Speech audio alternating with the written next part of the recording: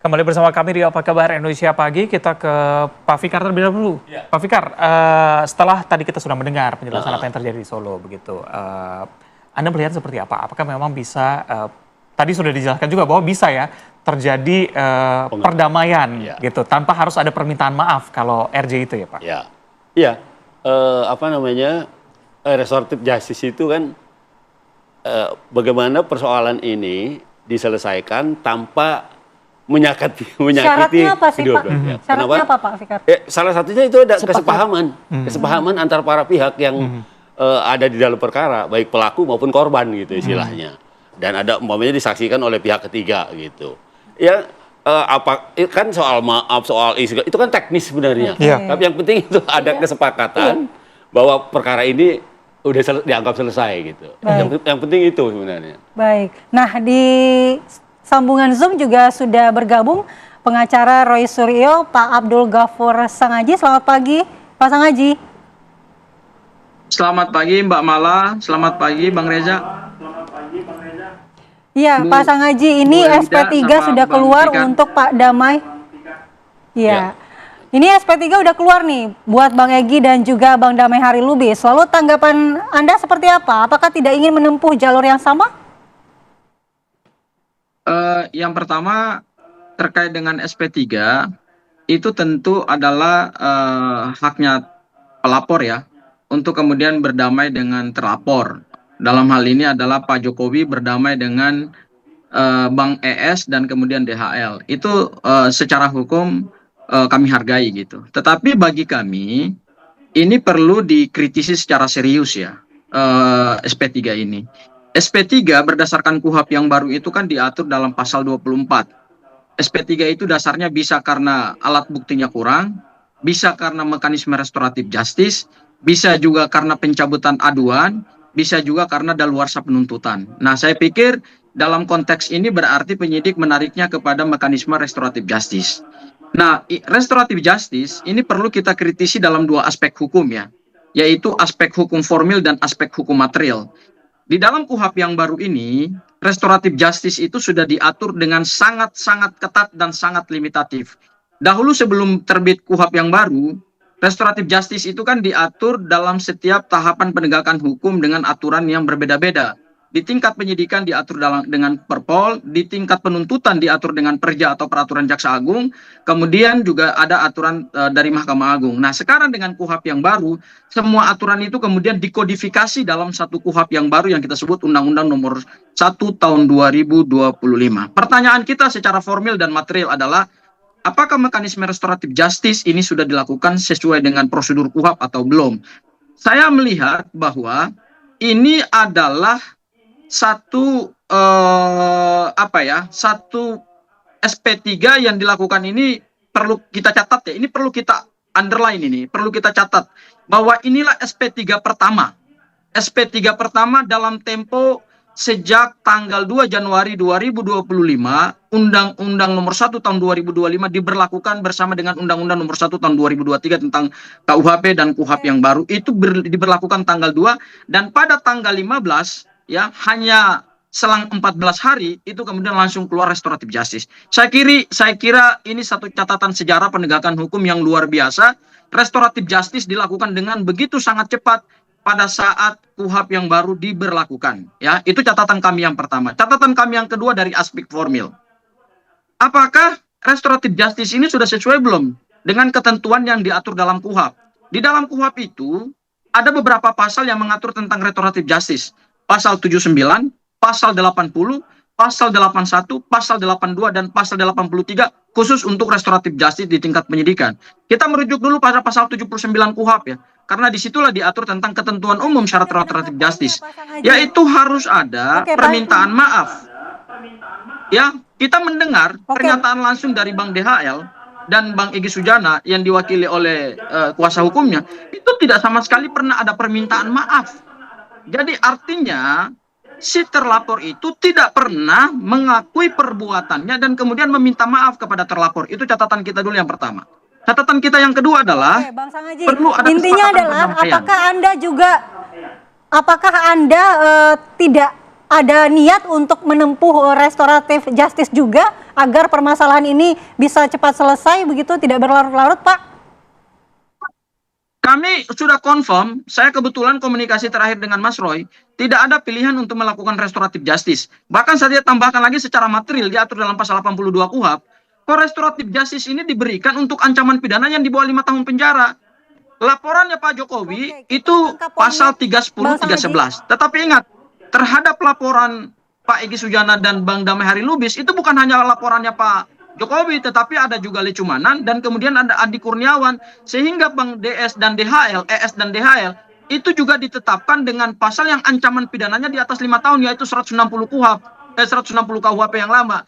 Nah, pertanyaan kita, kok bisa penyidik memberikan restoratif justice dan memberikan SP3 yang sudah diatur dalam KUHP yang baru bahwa delik material itu yang ancaman pidananya lebih daripada 5 tahun tidak bisa dilakukan restoratif justice. Clear itu. Kok bisa dilakukan restoratif justice? Padahal pasal penetapan tersangka terhadap Bang ES dan DHL itu juga menggunakan pasal 160 KUHP yang ancaman pidananya di atas 5 tahun. Kami kira ini satu bentuk pelanggaran KUHP dan prosedural yang dilakukan oleh penyidik bersama dengan Pak Jokowi. Poinnya kita sudah dapat. Pasangnya poinnya kita sudah dapat. Pak Fikar, silakan. SP3 itu kewenangannya penyidik, penuntut. Ya, artinya kalau penyidikannya selama ini kan kita kenal umpamanya perkaranya perdata, kemudian tidak buktinya kurang, ya. Sekarang kan berkembang nih, ada restoratif justice gitu, menjadi dasar dari keluarnya SP3. Ya, itu ada di kewenangannya penyidik gitu. Artinya kalau ada pihak baik pelapor maupun terlapor atau pihak ketiga lainnya yang tidak bisa menerima ini, itu ada mekanismenya sendiri, juga bisa diperadilankan gitu. Karena ini adalah produk penyidik gitu. Ya, produk iya, ini produk penyidik sehingga bisa diuji sebenarnya. Kok dihentikan peradilannya SP3, kok di SP3 kan gitu. Restoratif justice itu kan proses sebenarnya, prosedur atau proses. Ujungnya adalah, ya itu tadi, ada keluar SP3, dihentikan atau tidak dihentikan. Dan prosedurnya sudah sesuai dengan KUHP dan KUHP yang baru, Pak?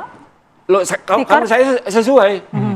Tadi salah satu yang disoroti juga adalah katanya tidak ada permintaan maaf di sana, begitu. Kenapa? Tadi yang salah satu disoroti adalah tidak ada permintaan maaf di sana. Apakah itu juga bisa, Pak? Loh, itu urusannya kepolisian, penyidik, gitu. Kewenangan penyidik intinya ya? Iya. Apakah itu harus ada minta maaf atau tidak, atau pakai mekanisme apa? Kalau penyidik menganggap itu sudah memenuhi kriteria di SP3 kan, ya di SP3 kan. Tapi juga undang-undang tidak menutup kemungkinan bagi pihak yang tidak setuju dengan SP3 ini, ya silakan dipersoalkan gitu. Melalui pra-peradilan dan upaya-upaya lain. Kalau memang menemukan kejanggalan, melaporkan polisinya ke atasannya atau ke pejabat lain atau ke instansi lain, bisa dilakukan itu semua gitu. Oke, mungkin satu lagi Pak Fikar, pertanyaan dari publik adalah ini terbagi dari 2 klaster, ada yang restoratif justice, SP3 yang sudah keluar, bagaimana dengan nasib yang lain? Apakah masing-masing sendiri atau memang di KUP dan KUHP yang baru ini harus sesuai dengan per klaster begitu? Nah, makanya itu saya katakan yang berdasarkan peraturan perundang-undangan kan cuma 2. Kasusnya bukan pidana, yang kedua buktinya kurang, gitu. Nah sekarang ada dasar baru lagi terjadi perdamaian restoratif justice itu, ya. Saya nggak nyebut perdamaian ya, tapi dikemukakan itu sebagai restoratif justice gitu ya. Nah, artinya itu perkembangan buat hukum acara, gitu. SP3 itu bisa keluar selain karena dua sebab itu tadi, tapi ada sebab yang lain gitu. Nah, itu yang menurut saya juga di sisi yang lain ini perkembangan hukum acara pidana Indonesia juga. Gitu. Kita kembali ke Bang Sangaji. Bang Sangaji katanya ini adalah kewenangan penyidik, jadi sudah sesuai? Bagaimana? Iya, Pak Fikar, saya ingin garis bawahi ya. Ini KUHP yang baru yang mengatur tentang restoratif justice. Berarti Pak Fikar belum mempelajari dengan detail pasal-pasal terkait dengan ketentuan restoratif justice yang diatur dalam KUHP yang baru, Pak. Ya, saya confirm di pasal 82 di pasal 82 KUHP yang baru terhadap tindak pidana material itu yang ancaman pidananya di atas 5 tahun tidak bisa dilakukan restoratif justice. Ada beberapa tindak pidana, Pak. Satu, tindak pidana terorisme. Kemudian tindak pidana kekerasan seksual, kemudian tindak pidana menghilangkan nyawa orang, tindak pidana korupsi, termasuk juga Saya tindak ngerti pidana yang itu. ancamannya Jadi- di atas 5 tahun tidak bisa dilakukan restoratif justice. Artinya pasal 82 sudah Betul, kunci, Pak. betul. Ya, sudah kunci. Ini masalahnya, sebentar Dek, dulu, Pak. oke. Sebentar. Masalahnya penetapan tersangka Bang ES dan DHL itu juga menggunakan pasal pidana umum yang ancamannya di atas 5 tahun, yaitu pasal 160 KUHP yang ancamannya 6 tahun penjara.